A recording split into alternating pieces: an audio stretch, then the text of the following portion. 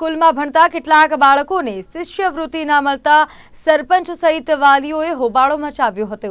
અહીં ભણતા 161 જેટલા બાળકો શિષ્યવૃત્તિ મેળવવાના હકદાર છે। જો વાત કરીએ તો શિષ્યવૃત્તિ મેળવવા માટે તેમને ઓનલાઈન ફોર્મ ભરવાનું હોય છે, આધાર કાર્ડ બેંકમાં લિંક કરવાનું હોય છે, પરંતુ વાલીઓના કહેવા પ્રમાણે કેટલાક બાળકોને તો કેટલાય વર્ષોથી શિષ્યવૃત્તિ મળી જ નથી, જે તંત્રની એક રીતે બેદરકારી સામે આવી છે।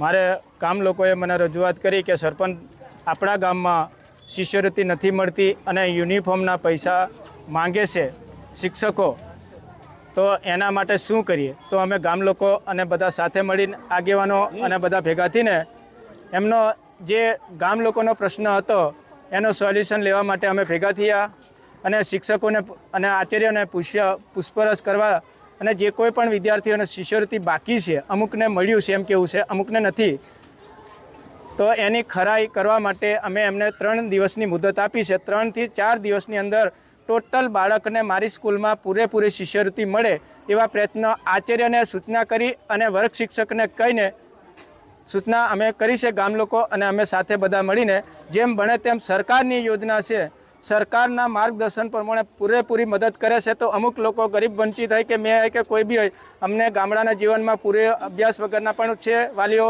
અને શિક્ષણવાળા પણ છે, પણ એ અમુક લોકોને ખબર નથી પડતી કે મારું છોકરું કયા ધોરણમાં ભણે એ પણ ખબર નહીં, શિષ્યવૃત્તિ કયા ટાઈમમાં આવી છે એ પણ ખબર ના હોય, તો બધા વાલીઓને પણ સૂચના કરી છે અને શિક્ષકોને પણ વાત કરી છે કે 3 થી 4 દિવસની અંદર હરેક બાળકને સરકારની યોજનાનો લાભ મળવો જોઈએ। બાળકો જે પહેલાંથી આવતા હતા એવા બાળકો નથી આવતા અત્યારે, અને શિક્ષણ નબળું ના હોવાથી બાળકો આજુબાજુ ગામમાંથી પણ નથી આવતા, અને વાલામાં કે વાલીના સભ્ય તરીકે મિટિંગ નહીં રાખતા ને વાલી મિટિંગ પણ નહીં રાખતા, મહિને રાખવું જોઈએ એ જરૂરી છે પણ નહીં રાખતા, એટલા માટે કે શિક્ષણ સારું હોવું જોઈએ પણ એવું નથી, એમ શિક્ષણ નબળું પડ્યું છે એમ થયા છે। તો આજે અચાનક વાલીઓ એક શિષ્યવૃત્તિનો મુદ્દો લઈને આવેલા હતા કે અમારા ખાતામાં શિષ્યવૃત્તિ પડતી નથી। તો પહેલાં તો મેં એમને જે રજૂઆત હતી એ સાંભળી લીધી કે એમને શું પ્રોબ્લેમ છે। તો જ્યારે એમને શિષ્યવૃત્તિનું કીધું ત્યારે એમને એવું હતું કે પહેલી તો એમને એવું જ હતું કે કયા ખાતામાં પડે છે એ જ ખ્યાલ નહોતો। તો એમને મેં કીધું કે તમારું જે ખાતામાં પડે છે ને તમે બેંકમાં જઈને સ્ટેટમેન્ટ કઢાવો તો ખબર પડશે કે તમારા ખાતામાં શિષ્યવૃત્તિ પડશે। તો મેં અત્યારે હાલ 161 બાળકોનું ઓનલાઈન એન્ટ્રી કરી છે।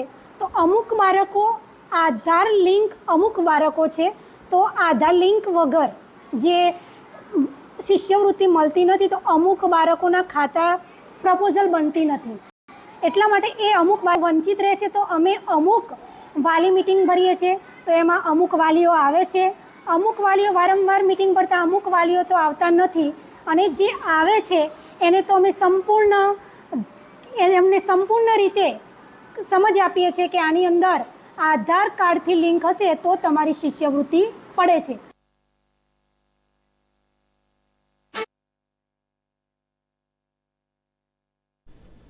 સમાચારોમાં હાલ બસ આટલું જ। મને આપશો રજા।